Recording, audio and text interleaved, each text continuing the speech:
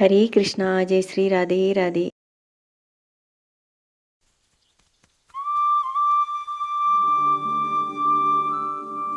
എല്ലാവർക്കും മാധവാനുഭവം കുടുംബത്തിലേക്ക് സ്വാഗതം.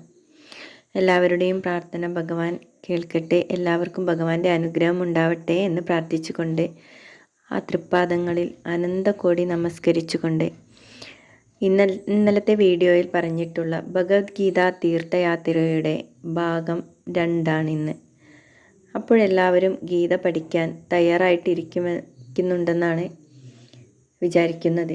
നമുക്കെല്ലാവർക്കും ഒന്നിച്ചു നിന്ന് ഈ തീർത്ഥയാത്രയിലൂടെ നമ്മുടെ ജീവിതത്തിലേക്ക് വിജയം കൊണ്ടുവരാൻ സാധിക്കട്ടെ എന്ന് പ്രാർത്ഥിക്കുന്നു. ഭഗവത്ഗീതയുടെ 1-ാം അധ്യായത്തെക്കുറിച്ചാണ് നമ്മൾ ഇന്ന് പഠിക്കാൻ പോകുന്നത്. 1-ാം അധ്യായം അർജുന വിഷാദ യോഗമാണ്. അതിൽ ധൃതരാഷ്ട്ര ഉവാച, ധൃതരാഷ്ട്രയുടെ ഒരു ചോദ്യത്തോടെയാണ് 1-ാമത്തെ ശ്ലോകം തുടങ്ങുന്നത്. 700 ശ്ലോകങ്ങളാണ് നമ്മുടെ ഭഗവത്ഗീതയിലുള്ളത്. ധൃതരാഷ്ട്രർ ഒരു അന്ധനാണ്. ഒരു അന്ധനെ കൊണ്ട് വ്യാസഭഗവാൻ തൻ്റെ ഭഗവത്ഗീത ആരംഭിച്ചത് എന്തുകൊണ്ടാണെന്ന് നമ്മൾ പലപ്പോഴും ചിന്തിച്ചിട്ടുണ്ടാവും. ഈ ഒരു ധൃതരാഷ്ട്രർ നമ്മളിലൊക്കെ തന്നെയുള്ള ഒരു അന്ധതയാണ്. ധൃതരാഷ്ട്രക്ക് കണ്ണിലാണെങ്കിൽ നമുക്കത് മനസ്സിലാണ് അന്ധതയുള്ളത്. നമ്മുടെ അന്ധത എന്താണെന്ന് വെച്ചാൽ നമുക്ക് എല്ലാം അറിയാം എന്നുള്ളൊരു ഭാവത്തിലാണ് നമ്മൾ എല്ലാ കാര്യത്തിലും ഇറങ്ങി പുറപ്പെടുന്നത്. എന്നിട്ട് അതിൻ്റെ റിസൾട്ട് എന്താണെന്ന് വെച്ചാൽ പരാജയമായിരിക്കും. ഇന്ന് നമ്മളൊക്കെ നമ്മളെ ചുറ്റുപാടുള്ള എല്ലാ കാര്യങ്ങളും നമ്മൾ തന്നെ കാണുന്നതാണ്. നമ്മളുടെ ഇടയിലുള്ള പല കാര്യങ്ങളും തന്നെ നോക്കൂ, ചിലപ്പോൾ സംഭവിക്കുന്നതും അങ്ങനെ തന്നെയാണ്. പരാജയത്തിലേക്കാണ് എല്ലാവരും എത്തിച്ചേരുന്നത്. ഇന്നത്തെ കാലത്ത് പല കാര്യങ്ങളും നമ്മുടെ മുന്നിൽ തന്നെയുണ്ട്. ഇപ്പോൾ നോക്കുക, ഇപ്പോൾ ട്രെൻഡായിക്കൊണ്ടിരിക്കുന്ന ഒരു കാര്യമാണ് എല്ലാവരും ഫ്രണ്ട്സ് ഒന്നിച്ച് ടൂറ് പോവുക.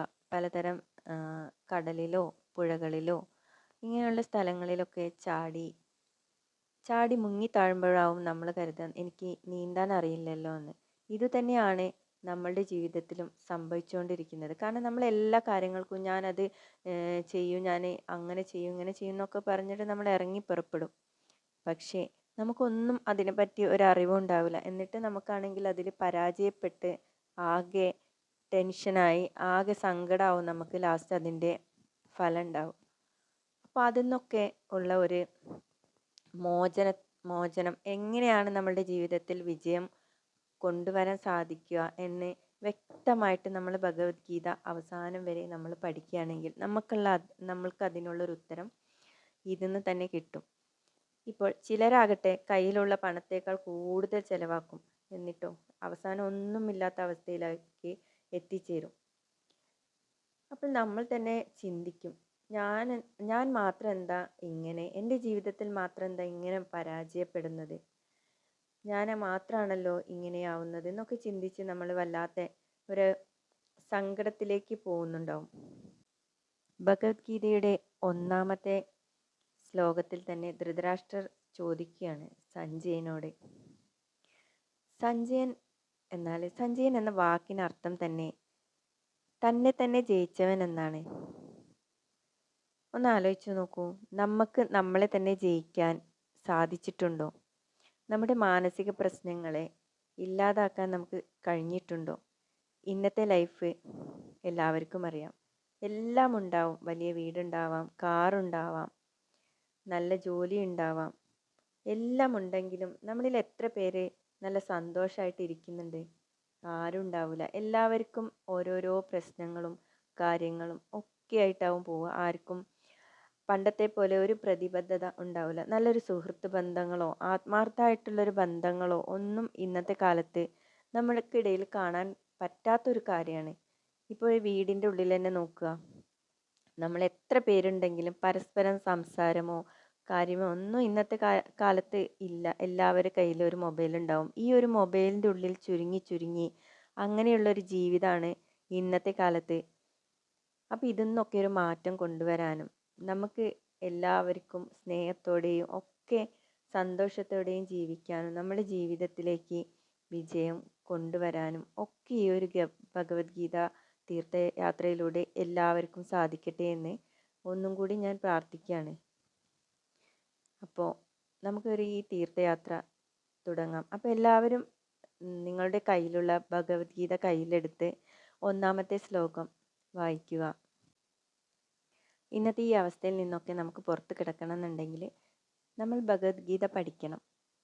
ഇവിടെ ധൃതരാഷ്ട്രം തൻ്റെ മക്കൾക്ക് വേണ്ടി രാജ്യം കിട്ടുന്നതും അതിൽ ആ രാജ്യത്ത് നല്ല സുഖലോലുപതയിൽ ജീവിക്കുന്നതും ഒക്കെ സ്വപ്നം കണ്ടിട്ടിരിക്കുമ്പോഴാണ് എല്ലാ കണക്കുകളും തെറ്റുന്നത്. അപ്പോഴാണ് ഈ ഒരു ചോദ്യം.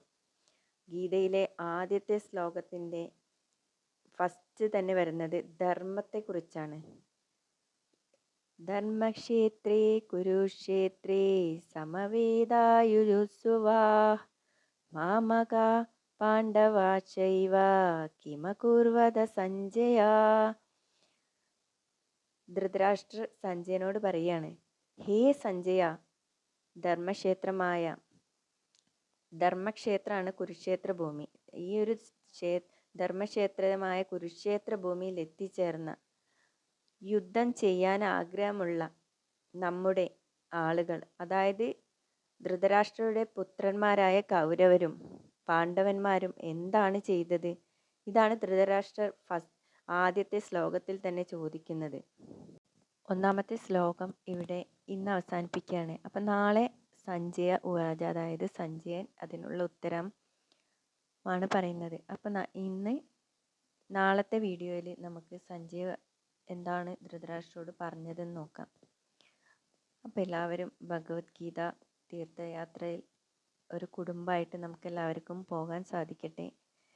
ഭഗവാന്റെ അനുഗ്രഹം എല്ലാവർക്കും ഉണ്ടാവട്ടെ. എല്ലാവരുടെയും പ്രാർത്ഥനകൾ ഭഗവാൻ കേൾക്കട്ടെ, സാധിപ്പിച്ച് തരട്ടെ എന്ന് പ്രാർത്ഥിച്ചുകൊണ്ട് ഭഗവാന്റെ തൃപ്പാദങ്ങളിൽ അനന്തകോടി നമസ്കാരം ചെയ്തുകൊണ്ട് ഹരേ കൃഷ്ണ, ജയ ശ്രീ രാധേ രാധേ.